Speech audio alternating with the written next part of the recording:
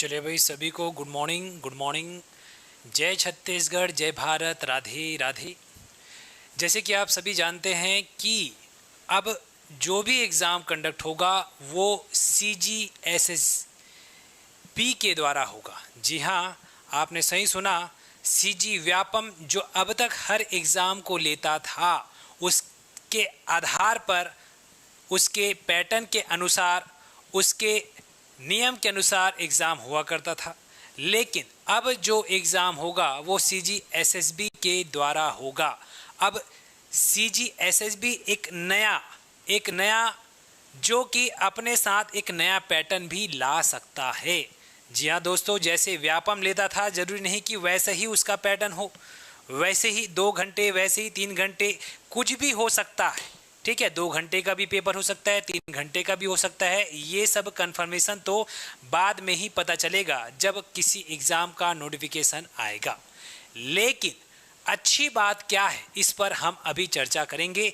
अच्छा और नई बात क्या है, इस न्यू पैटर्न में क्या हो सकता है, क्या बदलाव हो सकता है, सिलेबस क्या है, योग्यता क्या है और आपका सिलेक्शन आसान कैसे हो सकता है, इस पर हम अभी चर्चा करेंगे। ठीक है, सभी को गुड मॉर्निंग। तृप्ति गुड मॉर्निंग, राजेश्वरी, ईशा, सभी को गुड मॉर्निंग भाई, राधे राधे। तो हर कोई सुन चुका है CGSSB। CGSSB है क्या? इसका अगर हम फुल फॉर्म देखें तो CGSSB है क्या, आप लोग खुद बताओ। CGSSB मतलब छत्तीसगढ़, ये तो क्लियर दिख रहा है, छत्तीसगढ़। अब CGSSB का मतलब, S का मतलब है स्टाफ, S का मतलब है सिलेक्शन और B का मतलब है बोर्ड। अगर हम देखें तो ये staff selection board, staff selection board, या इसी को हिंदी में बोले तो ये स्टाफ मतलब क्या, कर्मचारी चयन, सिलेक्शन चयन, बोर्ड मतलब मंडल। मतलब एक नया बोर्ड गठित हो चुका है, छत्तीसगढ़। तो ये क्या है? ये कुछ नहीं, ये भी एक बोर्ड है। जैसा व्यापम करता था वही काम अब यह करेगा। तो इसके अंतर्गत हमको फायदा क्या देखने को मिलने वाला है, इसमें खास बात क्या है, आपके लिए अच्छा क्या हो सकता है, ठीक है, इस पर हम चर्चा करेंगे। क्लासेस तो चल रही है ईशा, डेली क्लास चल रही है 11 बजे, ठीक है, लेकिन वो एप्लीकेशन पर चल रही है। और आपको बता दूं कि 1 जुलाई से एक नई बैच भी शुरू हो चुकी है और इसी नई बैच पर, इसी CGSSB के आधार पर आपकी क्लासेस भी ली जा रही है। तो CGSSB के अंतर्गत जो भी सिलेबस है उसी के अकॉर्डिंग आपकी क्लासेस भी चल रही है। तो 1 जुलाई से एक नई बैच, अगर आप देखें, आप जिस किसी भी एग्ज़ाम की तैयारी कर रहे हैं, कौन कौन से एग्ज़ाम सामने हो सकते हैं, कौन कौन सा आएगा, इस पर अभी हम चर्चा करेंगे। लेकिन थोड़ा सा मैं आपको यहाँ पर इसके एडवांटेजेस थोड़ा सा बता दूँ कि इसके फ़ायदे क्या हैं, CG व्यापम से ये थोड़ा हटके कैसा है और इससे आपको क्या फ़ायदा मिलने वाला है, क्या ये अच्छी चीज़ है या आपके लिए कोई दिक्कत है। तो ये क्या है, बहुतों ने सुना होगा, बहुतों को जानकारी भी हो चुकी होगी, लेकिन उन छात्रों को मैं बता दूं कि ये अब जो सिलेक्शन अपने हिसाब से लेने वाला है, ये आपके लिए बिल्कुल अच्छा होने वाला है, आपके लिए फ़ायदेमंद होने वाला है। क्योंकि यहाँ पर आप सभी को पता है, आप किसी भी एग्ज़ाम की तैयारी करते थे, जैसे ADO की, जैसे महिला सुपरवाइज़र की, लेबर इंस्पेक्टर की, फूड इंस्पेक्टर की, ये तमाम जितने अलग अलग पद हैं, इनके लिए आपको हर बार अलग अलग पढ़ना पड़ता था। और दिक्कत तो ये कि हर बार इनका पद जो रहता था वो कम कम रहता था, और इसमें टॉप 10 में, टॉप 20 में जो आ गया, नाम मात्र के जो पद हुआ करते थे वो कम, और उसमें ऑलरेडी सिलेक्शन ले लिया करते थे। तो भाई ऐसे में एक ही बंदा 4 जगह एग्ज़ाम दिला के चारों जगह में टॉप 10 में आ जाता था, तो कहीं ना कहीं ये एक पद आपके लिए ऐसे ही कम हो जाता था। क्योंकि कई लोग ऐसे भी होते हैं जो केवल एग्ज़ाम निकालना चाहते हैं, ठीक है, भले वो ज्वाइन ना करे लेकिन एग्ज़ाम निकालते हैं, तो ऐसे बंदों की वजह से आपकी सीट तो एक कम हो जाती है। लेकिन इस बार अच्छा यही होगा कि अब ये जो CGSSB लेगा, जितने भी इस कैटेगरी के, जो इस कैटेगरी में आते हैं उनका कैटेगरी वाइज क्या होगा, एग्जाम होगा। मतलब अब अलग अलग एग्जाम नहीं होगा आपका। अगर हम देखें तो यहाँ जिस हिसाब से CGSSB ने अपना अलग अलग समूह बना रखा है, उसी समूह में जितने भी पद हैं उसका एक साथ एग्जाम होगा। अच्छी बात यह है कि पदों की संख्या बढ़ जाएगी। अब पदों की संख्या बढ़ेगी मतलब जो तैयारी कर रहे हैं वो सबका सिलेक्शन उन सभी पदों के लिए, मतलब एक आदमी 4 जगह 8 जगह अलग अलग अपना टॉप नाम नहीं ला सकता, केवल एक ही जगह लाएगा और उस वरीयता के आधार पर आपको भी मौका मिलेगा। समझ रहे हैं अच्छी बात क्या होगा? नहीं भूले हैं भाई, टेंशन नहीं लेना है, ठीक है। बिल्कुल CGGS हम ही पढ़ा रहे हैं राजेश्वरी, अभी डेली 11 से 12 क्लास चल रही है, ठीक है, 11 से 12 क्लास चल रही है। चलो आ जाओ, थोड़ी सी खास बात, क्या फ़ायदा होने वाला है, कैसे होने वाला है, इसको थोड़ा सा हम समझते हैं, थोड़ा सा इसके पैटर्न को समझते हैं, ठीक है। जैसे कि आप सभी को मैं बता दूं कि यहाँ समूह 2 में जो तृतीय श्रेणी का जो पद है इस सब को एक साथ रखा गया है। अब फायदा क्या है और तैयारी कैसे करना और सिलेक्शन कैसे आपका पक्का होगा, इस पर हम चर्चा करेंगे। मजाक में हल्के में किसी चीज को नहीं लेना। हालांकि ये सारे पद जो देखेंगे इनमें सभी पद अगर देखोगे तो अभी अभी कुछ एग्जाम भी हुए हैं, हाल में ही अभी एग्जाम हुए हैं, साल भर पहले इसमें से कई एग्जाम हो चुके हैं, तो आगे कब आएगा इस पर भी चर्चा करेंगे, ठीक है। तो बात करते हैं यहाँ पर अगर इन सभी पदों की, तो इसमें आप ध्यान से थोड़ा सा देखना कि इन सभी पदों के लिए जैसे कि किसी मान्यता प्राप्त यूनिवर्सिटी से आपको स्नातक उत्तीर्ण करना है, ठीक है, और इसका जो एग्जाम होगा वो अनिवार्य कॉमन परीक्षा होगा।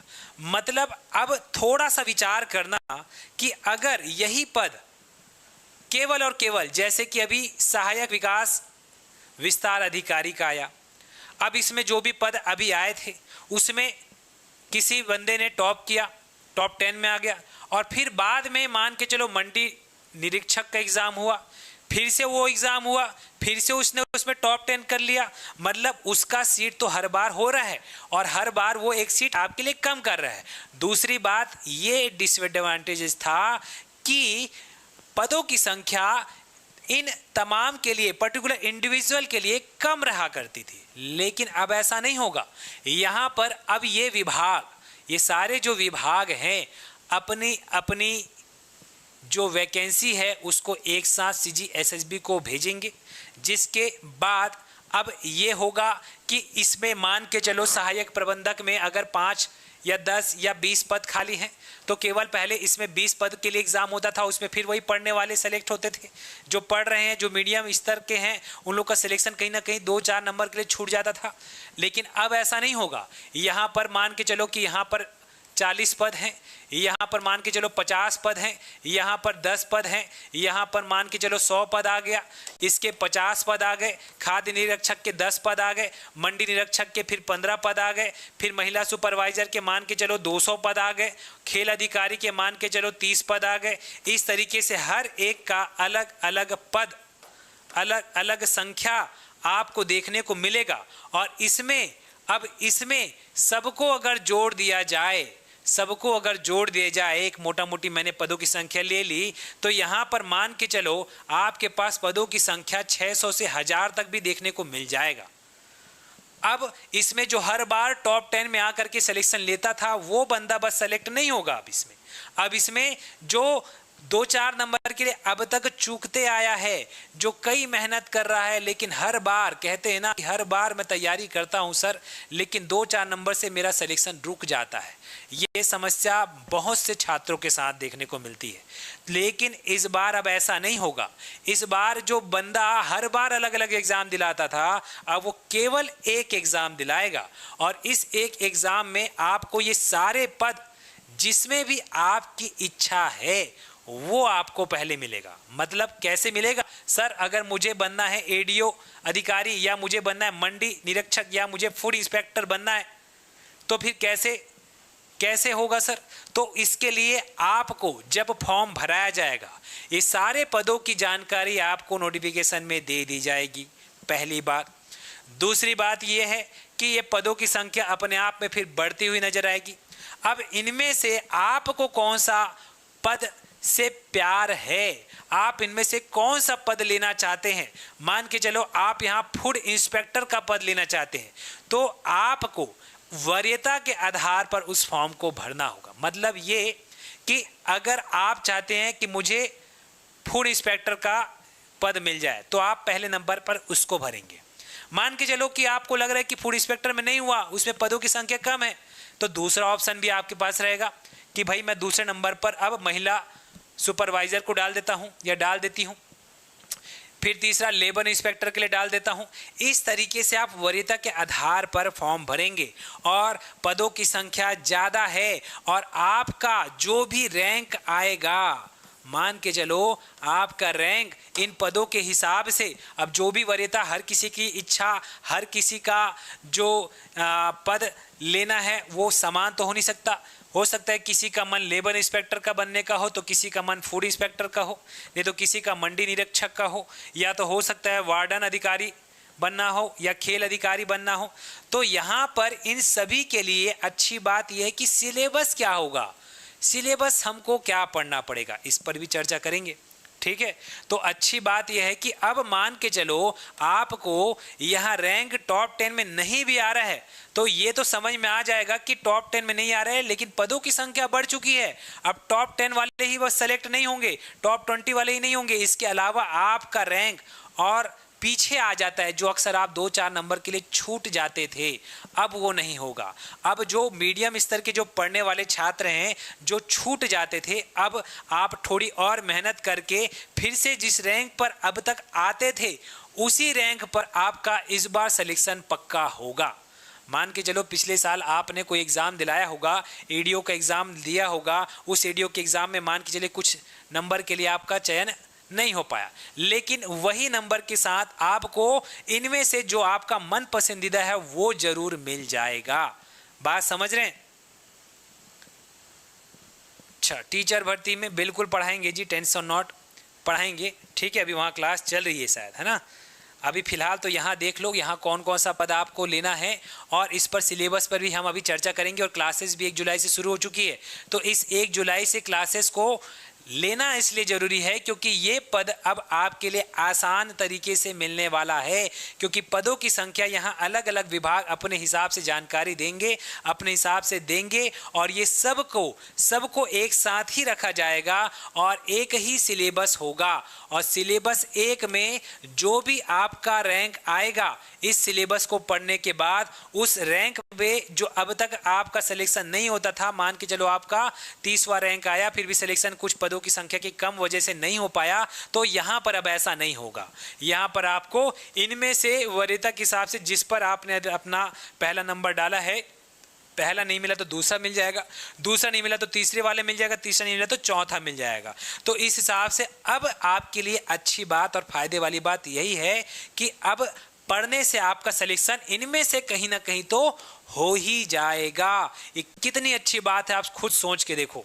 हर बार एग्जाम दिला दिला के थक जाते थे, अब एक एग्जाम दिलाओगे और इतने सारे पद में क्या एक नहीं मिल सकता? तो इसके लिए भी आपको सीरियस होना पड़ेगा, इसके लिए भी आपको मेहनत करनी पड़ेगी, और मेहनत करने के लिए किसी का मार्गदर्शन तो जरूरी है। और बिना मार्गदर्शन के आप अगर सेलेक्ट होना चाहते हैं तो हो सकता है फिर से इस बार पीछे हट जाओ। इसलिए सही तरीके से, सही रणनीति के साथ, सही सिलेबस के साथ आपको ये कोर्स ख़त्म करना होगा, जिसके तहत ही आप इनमें से कोई अपना मन पसंदीदा पद ले सकते हैं। अगर मेरिट या रैंक आपका बहुत अच्छा है तो इनमें से आपका मन पसंदीदा एक पद मिल जाएगा। अगर रैंक थोड़ा पीछे है तो कुछ नहीं से अच्छा जो दूसरा वरीयता डाले हैं वो मिल जाएगा। अगर और रैंक पीछे है तो और तीसरे नंबर पर डालें तो कुछ ना कुछ तो मिलेगा। और ये पद सभी के सभी कौन सी श्रेणी के हैं? तृतीय श्रेणी के हैं। इसलिए तृतीय श्रेणी में जो स्तर है सबका समान ही होगा, बस पदों का नाम जो आपकी इच्छा है जिस जगह पे वर्क करने का वो बस अलग होगा। ठीक है, बाकी एक ही एग्जाम, एक ही सिलेबस और एक ही रिजल्ट, आपका सिलेक्शन इस बार पक्का होगा।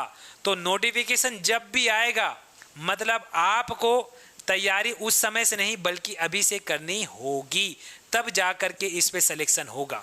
और रही बात आपको फिर से बता दूं कि ये तमाम पदों में से हर एक पद की जानकारी तो हमें नहीं, लेकिन कुछ पद की जानकारी है कि इसे वित्त विभाग को भेज दिया गया है। जैसे कि सुपरवाइजर की बात करें, महिला एवं बाल विकास का अगर पदों की संख्या भेज दी गई है तो अन्य पदों की संख्या को भी भेजा जाएगा। इसका मतलब यह है कि सामने आने वाले समय में कभी भी आपको नोटिफिकेशन इसका मिल सकता है, और नोटिफिकेशन मिलने के बाद हो सकता है आपके पास समय कम रहे। तो आपको ये नहीं सोचना है कि अभी अभी तो मंडी उप निरीक्षक का एग्जाम हुआ है, अभी तुरंत कहाँ आएगा, ऐसा नहीं सोचना है। हो सकता है उसमें जो कमी है, जो अभी भी उसमें पद खाली हैं वो कम हो, लेकिन उसमें से कुछ पद तो आएंगे। मतलब ये है कि एडीओ का भी एग्जाम अभी हुआ था और महिला सुपरवाइजर का भी हो चुका है ना, लेकिन इस बार नई वैकेंसी आने को है, इसकी जानकारी हमें है। इसके साथ साथ इनको भी शामिल किया जाएगा और हर विभाग से कुछ तो पद खाली होगा। वो पद कुछ नहीं होगा, एटलीस्ट 10 मिनिमम तो हो गई। भले मंडी निरीक्षक का एग्जाम अभी अभी हुआ हो, उप निरीक्षक का, लेकिन उसके बावजूद भी वहाँ वैकेंसी होगा और इस तरीके से पदों की संख्या ज़्यादा जरूर होगी और कभी भी ये सब का नोटिफिकेशन आ सकता है।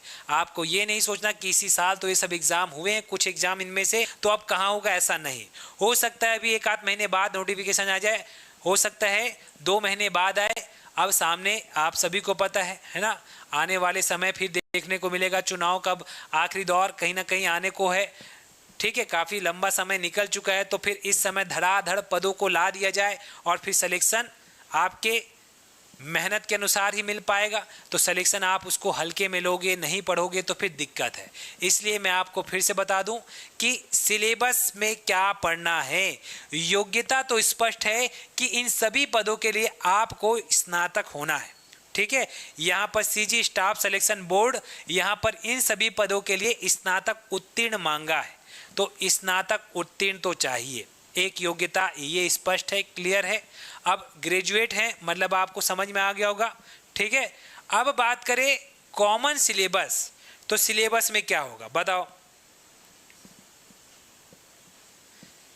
चलिए, अच्छा एडीओ में अच्छा खासा सैलरी, हाँ भाई हर एक पद, देखो भाई मैंने क्या बोला, यहाँ पर ये जितने भी पद दिख रहे हैं ना, ये हर एक पद तृतीय श्रेणी का ही है। यहाँ आप इसको एडीओ को खाद्य निरीक्षक से अलग नहीं रख सकते, यहाँ पर वार्डन से अलग नहीं रख सकते, स्टोर कीपर नाम सुनने में अलग लग रहा है, लेकिन ये सारे के सारे पद तृतीय श्रेणी में हैं। तो यहाँ पर हो सकता है काम कम हो, यहाँ हो सकता है थोड़ा आराम कम हो, यहाँ हो सकता है मेहनत ज़्यादा हो, लेकिन जो समूह है, समूह 2 का जो सीरीज है, श्रेणी है, वो सब तृतीय श्रेणी के ही हैं। ठीक है, तो तृतीय श्रेणी के ये सारे पद समान हैं। आपको जिसमें भी रुचि है उसका आप फर्स्ट वरीयता के आधार पर भर दे। ठीक है, और वरीयता के आधार पर आपको ये पद मिल जाएगा। अच्छी बात क्या है, एक और अच्छी बात कि कट ऑफ पदों की संख्या अब कम है और एक ही पद निकलता था तो कट ऑफ भी वैसे ही जाता था, लेकिन अब इतने सारे पद एक साथ निकलेंगे, एक साथ ये सारे पद निकलेंगे तो यहाँ पर कट ऑफ भी क्या होगा, थोड़ा गिरेगा। मतलब कहीं ना कहीं आपके लिए बहुत अच्छा और सुनहरा मौका है। जिनको ये लगता था कि हर बार मैं मेहनत तो करता हूँ लेकिन जो पढ़ने वाले उनसे मैं थोड़ा पीछे ही हो जाता था, तो इस बार आपकी मेहनत आपको जरूर एक पद दिलाएगी। क्यों? क्योंकि यहाँ पर कट ऑफ भी गिरेगा। ठीक है, पदों की संख्या बढ़ेगी, पदों की संख्या बढ़ेगी तो सीधी सी बात है यहाँ पर कट ऑफ भी गिरेगा। कट ऑफ गिरेगा मतलब कट ऑफ जो पहले कम पदों वाले एग्जाम में जाता था वैसा नहीं जाएगा, मतलब आपका सिलेक्शन कहीं ना कहीं नज़दीक होगा। ठीक है, हाँ, सैलरी ज़्यादा कम काम करना पड़े तो ईशा ध्यान से सुनो भाई, ये फिर से बता दूं, तृतीय श्रेणी मतलब आप इसको अलग अलग मत समझो।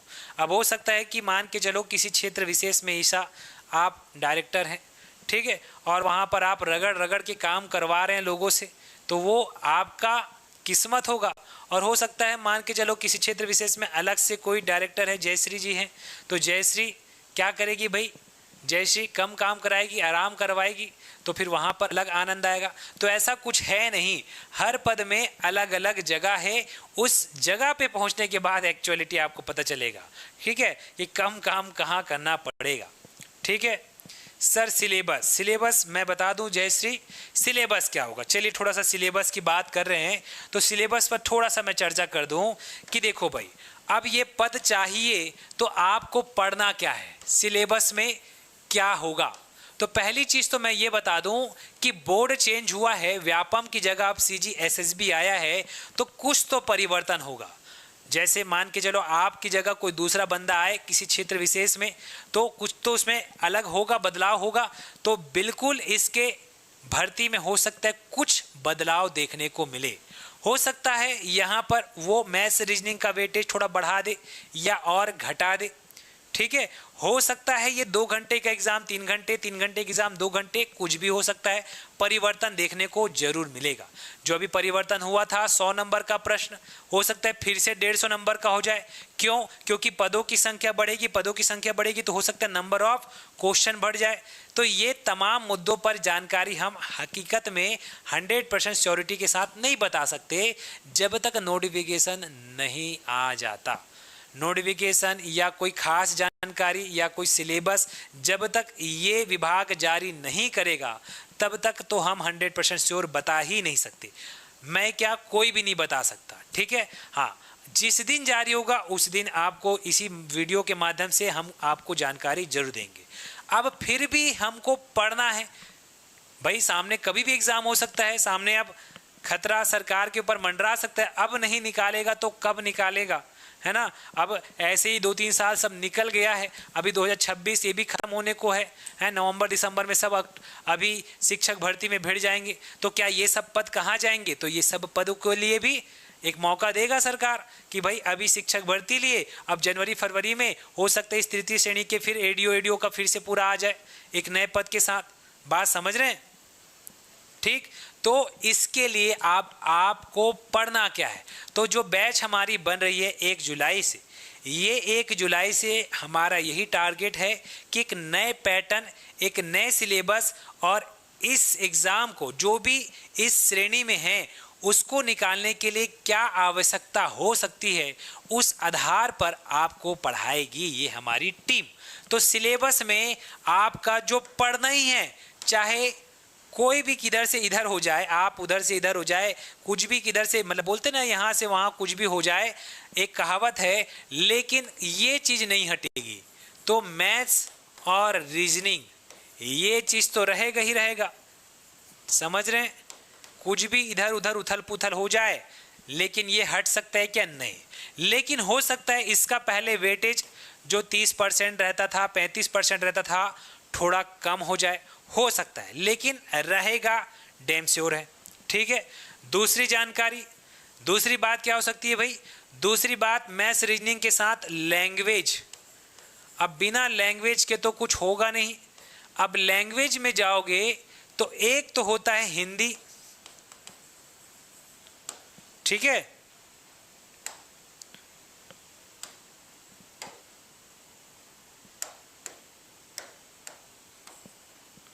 और दूसरा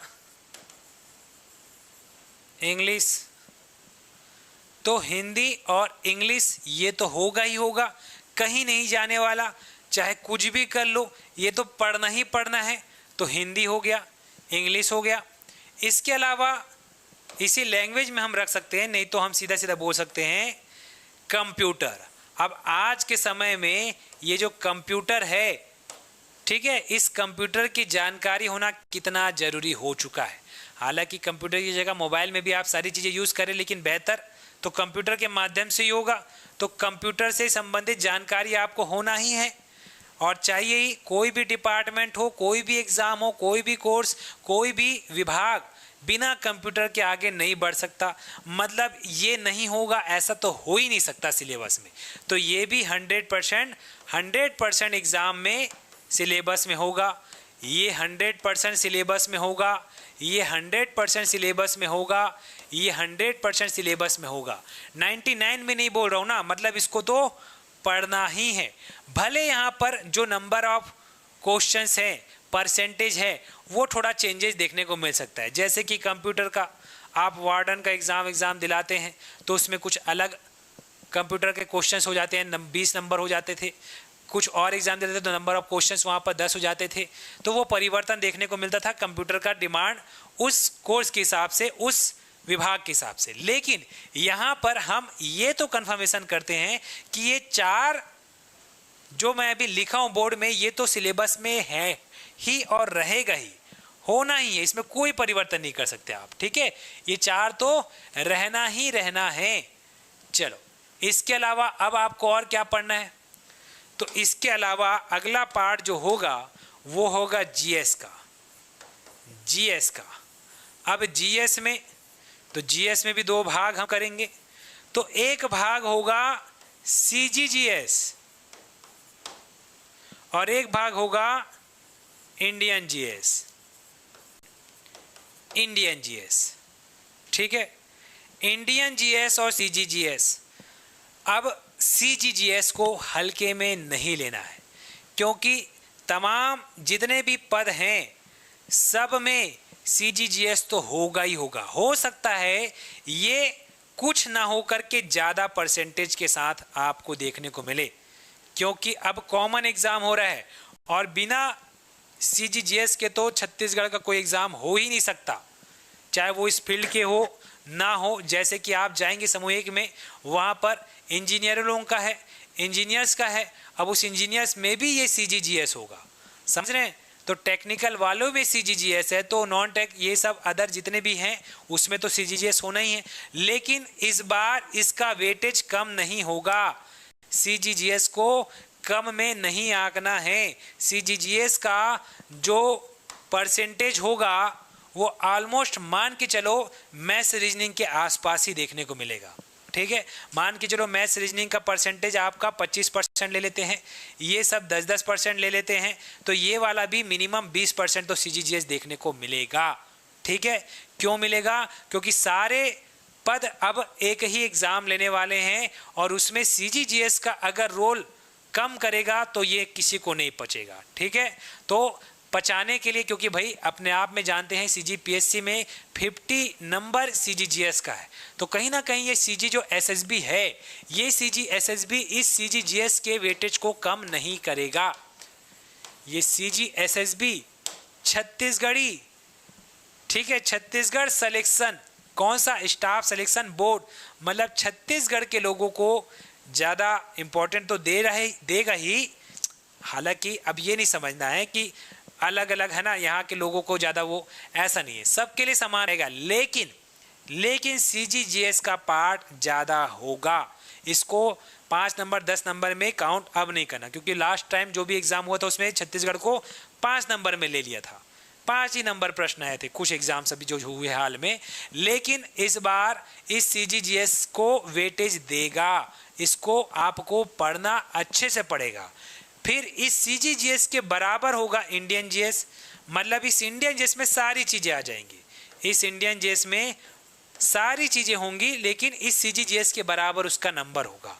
मतलब इंडियन जीएस की अगर मैं बात करूं तो इंडियन जीएस में आपको वही सब जियो हो गया, हिस्ट्री हो गया, है ना, कॉन्स्टिट्यूशन हो गया, यहाँ पर इकोनॉमी हो गया, और जो इन्वायरमेंट साइंस थोड़े थोड़े, ये सारी चीज़ें इस जीएस पार्ट में आ जाएंगे। तो ये सबको मिला करके और केवल इसको देखो तो दोनों में बराबर वेटेज होगा। सीजीजीएस बिल्कुल ज़्यादा इस बार देखने को मिलेगा, अब इससे बाहर और कुछ नहीं। ठीक है, और ये सारी चीज़ें आप चाहो तो पढ़ सकते हैं, लेकिन नए पैटर्न के हिसाब से, नए तरीके से अब हम आपको जो पढ़ाने वाले हैं, जो 1 जुलाई से क्लास स्टार्ट हुआ है, उसमें कुछ अलग तरीके से अब पढ़ाई करवाई जाएगी।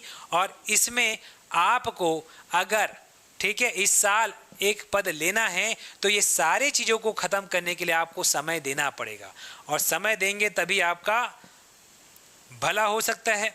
सर जी, टीचर भर्ती वर्ग 2 में भी देखो भाई बहुत सारे प्रश्न हैं, अलग अलग प्रश्न है अभी फिलहाल। ठीक है, इस मुद्दे पर हम चर्चा कर रहे हैं, तो इससे संबंधित जो प्रश्न हैं उस पर अभी आप प्रश्न पूछे। ठीक है, अन्य चीज़ें जो आपके मन में हैं उसको हम बाद में आपके क्वेश्चन का जवाब लास्ट में दे देंगे, ठीक है। तो यहाँ पर मैंने आप लोगों को अभी क्या क्या बताया, समझ में आया क्या? यहाँ का सिलेबस आने वाले समय में जो भी होगा, ठीक है, ऐसा कोई जगह नहीं होगा जहां मैथ्स रीजनिंग ना हो। तो आप जिस किसी की भी तैयारी कर रहे राजेश्वरी, ठीक है, सब जगह मैथ्स रीजनिंग तो होता ही है और रहेगा, ठीक है, भले कम नंबर के लिए हो। कुछ अलग हो सकता है, शिक्षक भर्ती में कुछ जगह मैथ्स रीजनिंग कम वेटेज हो सकता है, लेकिन रहेगा। लेकिन इस CGGS CGSSB में बता दूं कि इस CGSSB में यहाँ पर मैथ्स रीजनिंग का वेटेज तो ज़्यादा रहेगा ही रहेगा, CGGS का भी वेटेज ज़्यादा रहेगा, और अन्य जो हैं वो सब समान देखने को मिलेंगे। तो इसलिए मैं फिर से कह रहा हूँ कि इसी को आप अच्छे से टारगेट करें। सिलेबस में वही सब चीज़ें, यही चीज़ को मेंशन फिर कर देगा, और फिर वही है कि सामने सटाक से एग्ज़ाम दे देगा और फिर तैयारी नहीं हो पाएगी। तो तैयारी अगर आप करना चाहते हैं, एक पद लेना चाहते हैं, क्योंकि यहाँ पर नंबर ऑफ पद तो बढ़ेंगे ही बढ़ेंगे, और कंपटीशन जो पहले एक पद के लिए होता था अब वो घट जाएगी, कट ऑफ थोड़ा सा कम मिलेगा। जो पहले 2-3 नंबर के लिए आप चुकते थे अब वैसा नहीं होगा। हो सकता है इस बार 2-3 नंबर से जो चुकते थे एक पद के लिए, तो यहाँ ढेरों पद के लिए जो एक साथ वैकेंसी आएगी, एक एग्जाम होगा, उसमें 2-3 नंबर वाले छूटने वाले इस बार सिलेक्शन ले सकते हैं, ठीक है। ठीक, तृप्ति किरण ने कोर्स ले लिया है बोल रहे हैं। अच्छा तृप्ति, क्लास बस स्टार्ट होगी मंडे से, आपको और रेगुलर क्लासेस देखने को मिलेगी। अभी क्लासेस स्टार्ट हो चुकी है, कुछ सब्जेक्ट का छूटा हुआ है, जैसे कि मैं यहाँ पर आपको CGGS पढ़ाने वाला हूँ इस CGSSB के सिलेबस में। तो CGSSB में मैं आप लोगों को क्या पढ़ाने वाला हूँ, CGGS, ठीक है। तो CGGS के अंतर्गत अब आपको क्या क्या चीज़ें पढ़नी है, तो इसमें बहुत सारी चीज़ें आ जाती है, इसलिए इसका वेटेज कम तो नहीं होगा, ठीक है। नए पैटर्न के हिसाब से आपको CGGS बहुत सारी चीज़ें पढ़नी ही होगी, ठीक है। चलो, तो यहाँ पर अगर हम बात करें CGGS में क्या क्या पढ़ना है, तो CGGS में छत्तीसगढ़ का भूगोल कहीं नहीं गया, छत्तीसगढ़ का भूगोल तो पढ़ना ही पढ़ना है। छत्तीसगढ़ का इतिहास कहीं नहीं गया, इसको तो पढ़ना ही पढ़ना है। और क्या पढ़ना है इसमें, भूगोल है, इतिहास है, और क्या पढ़ना है, तो छत्तीसगढ़ की जनजाति, छत्तीसगढ़ की जनजातियाँ, ये पढ़ना ही पड़ेगा, ठीक है। इसी के अंतर्गत आपको छत्तीसगढ़ का जो प्रशासन है वो भी इसी के अंतर्गत ही आ जाएगा। भूगोल उगोल उसको अलग से भी आप लिख सकते हैं, छत्तीसगढ़ का प्रशासन, ठीक है। छत्तीसगढ़ का आर्थिक सर्वेक्षण तो अपने आप में बहुत बड़ा है, तो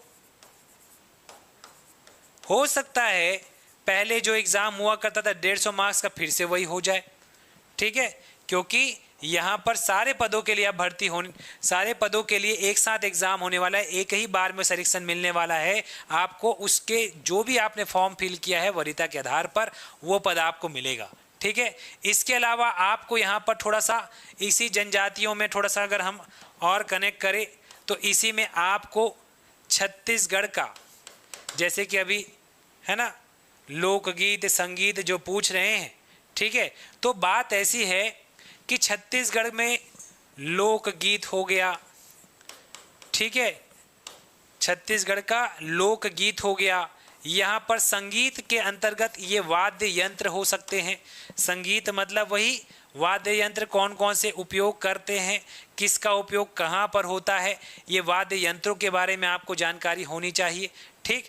तो छत्तीसगढ़ में जो भी एग्ज़ाम हो रहा है अगर उसमें लोकगीत लिख दिया है, ठीक है, संगीत लिख दिया है, मतलब वहाँ पर लोकगीत से संबंधित जो भी अलग अलग बस्तर अंचल में अलग अलग गीत गाए जाते हैं, अलग अलग जगहों पर अलग अलग जनजातियों के द्वारा अलग अलग फेमस कई गीत हैं, वैसे ही वाद्य यंत्र हैं। संगीत मतलब उसी के अंतर्गत वाद्य यंत्र आ जाएगा। तो वाद्य यंत्र में अलग अलग है ना, वाद्य यंत्रों का जो प्रयोग किया जाता है, बस्तर तरफ अलग, उत्तर सरगुजा तरफ अलग, तो ऐसे वाद्य यंत्र भी इसी के अंतर्गत आ जाएंगे।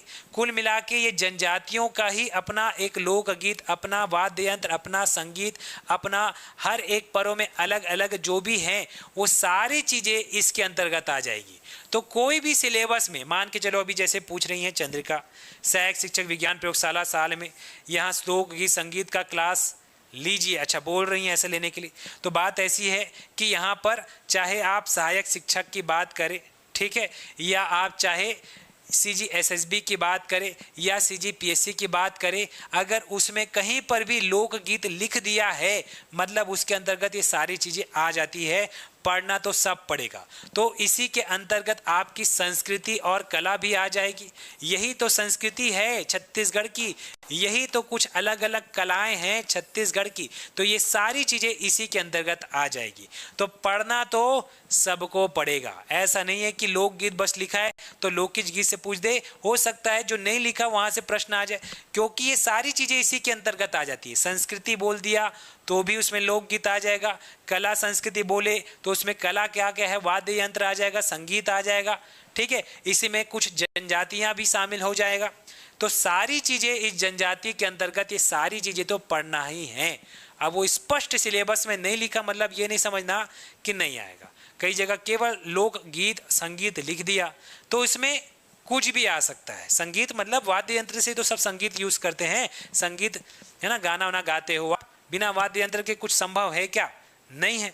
तो इसलिए इसको भी आप नहीं सोचना कि वो नहीं लिखा तो नहीं होगा, ये सब पढ़ना पड़ेगा। तो आप देखो छत्तीसगढ़ का वेटेज कितना ज़्यादा है, कितनी सारी चीज़ें पढ़नी है, इसलिए इसका वेटेज आने वाले जो भी नोटिफिकेशन के सिलेबस में होगा वो जरूर ज़्यादा होगा।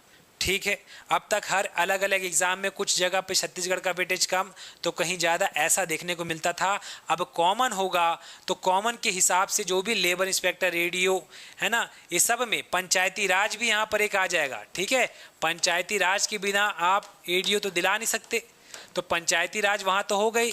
अब सबका सिलेबस कॉमन एक एग्जाम होने वाला है, मतलब अदर उसके साथ साथ जो पद हैं, ठीक है, यहाँ पर जो अलग अलग पद हैं ये सारे पद में भी पंचायती राज जरूर होगा। मतलब किसी एक जगह पर जो ज़्यादा वेटेज रखता था अब वो वेटेज सबके लिए बराबर होगा। मतलब छत्तीसगढ़ का सीधी बात, इसका वेटेज कम नहीं हो सकता। एक ऐसा वेटेज रहेगा जो मैथ्स रीजनिंग का रहता है। ठीक है,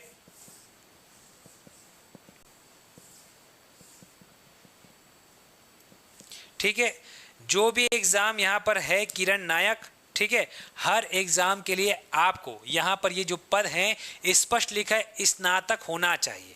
आपका स्नातक है मतलब आप एलिजिबल हो, आप योग्य हो। ठीक है, समझ गए? क्लियर? ठीक, ओके, चलो भाई। और किसी का कोई प्रश्न, बहुत सारे क्वेरीज मन में अभी भी कई क्वेश्चन सबके अंदर है तो पूछ लो भाई। और किसी के मन में या कोई और प्रश्न है तो योग्यता तो स्नातक डिग्री मतलब यही ग्रेजुएशन होना चाहिए, और कॉमन सिलेबस जो मैंने अभी आपके साथ चर्चा किया यही सिलेबस मिलेगा। मैथ्स, रीजनिंग, हिंदी, लैंग्वेज में वही इंग्लिश, कंप्यूटर और CGGS, इंडियन GS। अब ये सारे चीज़ को इतना पढ़ डालो कि इसके आगे जितने भी समूह हैं, चाहे वो आमीन पटवारी हो या पटवारी हो या हॉस्टल वार्डन हो, इसके अलावा जो भी एग्ज़ाम हो, सबके लिए ये सिलेबस सेम देखने को ऑलमोस्ट मिलेगा। हाँ, कहीं पर स्नातक की जगह केवल 12th मांगा होगा, है ना। जैसे कुछ जगह पुलिस फोर्स में जाओगे तो उस जगह कहीं कहीं पे 12th पास मांगता है, तो उसका सिलेबस में थोड़ा सा कमी देखने को मिल सकता है, थोड़ा परिवर्तन मिल सकता है। लेकिन यहाँ पर जो मैं अभी बताया ये 15 जो पद देखने को मिल रहे हैं इस जगह पर, इनके लिए एक ही सिलेबस होगा, और जितना मैंने आपको बताया वो तो होना ही होना है। ठीक है, चलिए जी सर, मेरा ग्रेजुएट हो गया है।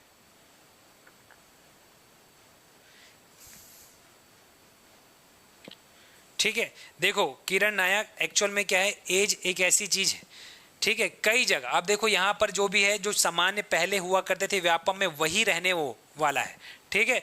लेकिन अब CGSSB क्या रखेगा, मैं कुछ और बता दूं, कुछ और हो जाए।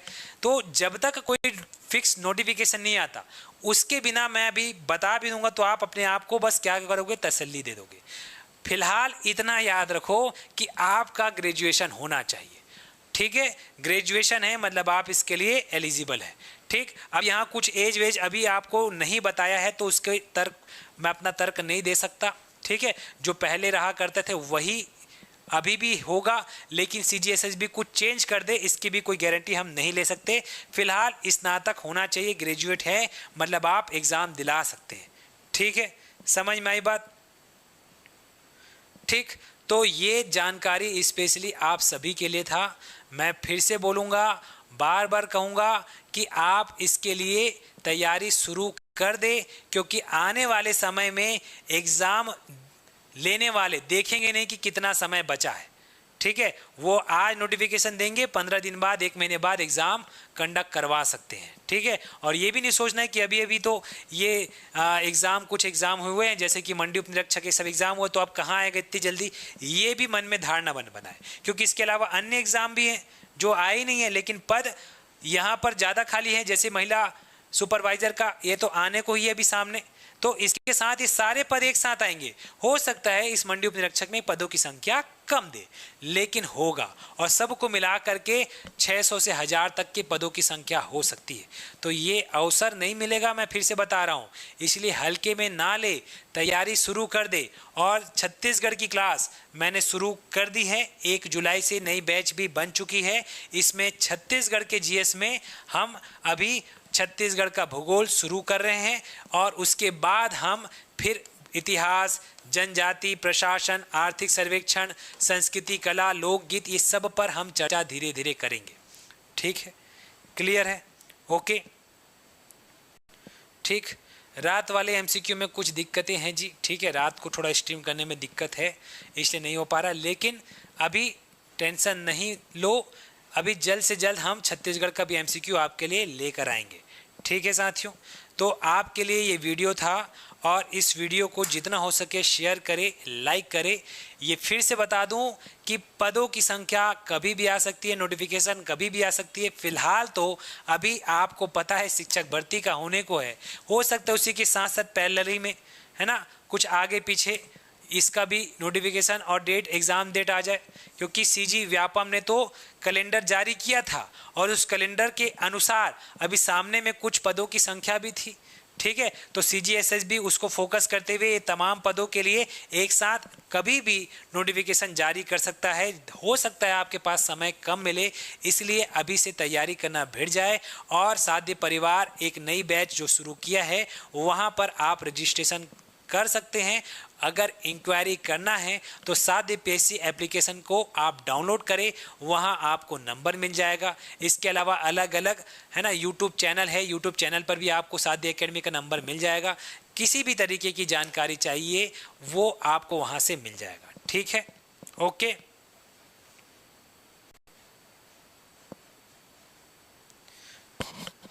हाँ भाई किरण नायक, तो फिर किस बात का टेंशन है, ठीक है। 21 साल पूरा, अच्छा आप बहुत पहले ही ग्रेजुएट कर लिए, मतलब बचपन से ही पढ़ना शुरू कर दिए थे लग रहा है, ठीक है।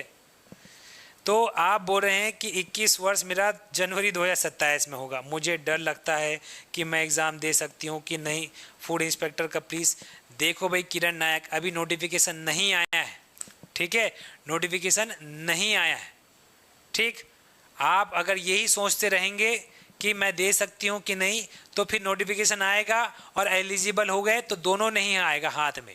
इसलिए आप ये ना सोचे भाई, आपका जो भी एज अभी चल रहा है, ठीक है, आप तैयारी तो अभी से शुरू कर सकते हैं ना। तैयारी तो आपको कहीं व्यर्थ नहीं जाएगी, ये तैयारी आने वाले समय में काम ही आएगी। और अभी आपका जो एज है अभी ख़त्म होने को है, 2027 में हो ही जाएगा, तो मेरे ख्याल से आप सारे एग्ज़ाम दिला सकते हो आने वाले समय में, ठीक है। तैयारी शुरू कर दो, ठीक। चलिए ईशा, बिल्कुल मिस करते हैं आपके इस डिमांड को, पूरा जल्द से जल्द हम करेंगे, और जल्द से जल्द आपके लिए हम क्लासेस लेकर आएंगे CG MCQ का, ठीक है साथियों। तो आज की ये जानकारी खासकर आप सभी के लिए था। वीडियो जितना हो सके शेयर करें, लाइक करें, और ये खास वीडियो था आप सभी के लिए।